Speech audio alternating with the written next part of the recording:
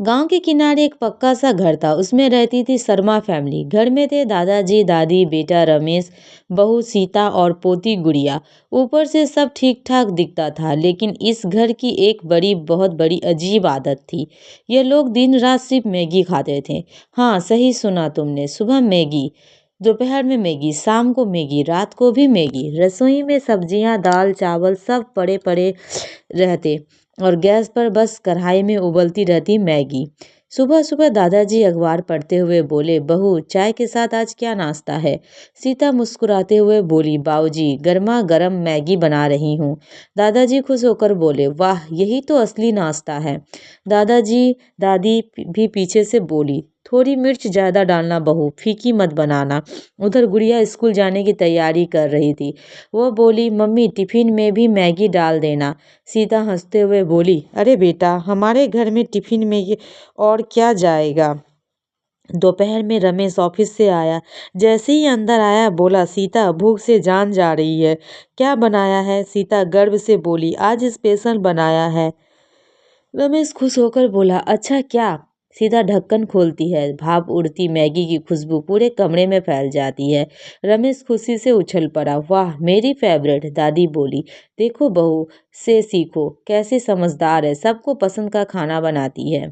शाम को पूरा परिवार फर्श पर बैठा था। सामने एक बड़ी सी भगोनी में पहाड़ जैसी मैगी, सबके हाथ में प्लेट। सीता एक एक कर को परोस रही थी। दादाजी बोले, बहुत बहू थोड़ा और डालो, ऊपर से मटर भी। रमेश बोला, मेरे में टमाटर ज़्यादा डालना। दादी बोली, मेरे में मसाला थोड़ा एक्स्ट्रा। गुड़िया बोली, मम्मी मेरे वाले में स्माइल शेप बना दो। सीता हंसते हंसते पसीना पसीना। लगातार कई हफ्तों तक यही चलता रहा। एक दिन दादाजी पेट पकड़ के बोले, अरे राम, पेट में गैस बन रही है। दादी बोली, मुझे भी जलन हो रही है। रमेश बोला, ऑफिस में सब्जी रोटी खाते हैं लोग और मैं रोज मैगी खाकर बैठा हूँ। गुड़िया बोली, मम्मी स्कूल में बस सब मेरा मजाक उड़ाते हैं, कहते हैं मैगी गर्ल आ गई। सीता सोच में पड़ गई। पूरा परिवार डॉक्टर के पास गया। डॉक्टर ने पूछा, क्या खाते हो आप लोग? रमेश बोला, डॉक्टर साहब हम लोग बहुत सिंपल लोग हैं, बस मैगी खाते हैं। डॉक्टर चौंक गया। कितनी बार? दादी बोली, दिन में 4 बार। डॉक्टर ने माथा पकड़ लिया। अरे भाई, मैगी कभी कभी ठीक है पर रोज रोज नहीं। गुड़िया मासूमियत से बोली, डॉक्टर अंकल मैगी बुरी होती है क्या? डॉक्टर हंसकर बोला, बुरी नहीं पर अकेली मैगी से शरीर कमजोर हो जाएगा। सब्जी दाल फल भी जरूरी है। घर आते ही सब चुप।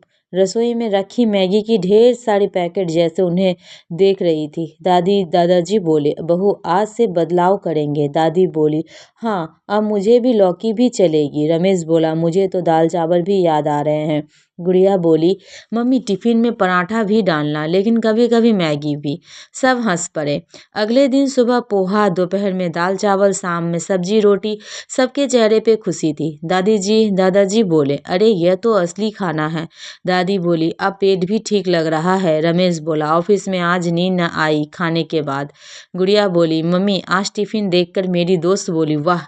सीता मुस्कुरा दी। रसोई में रखे पैकेट उदास थे।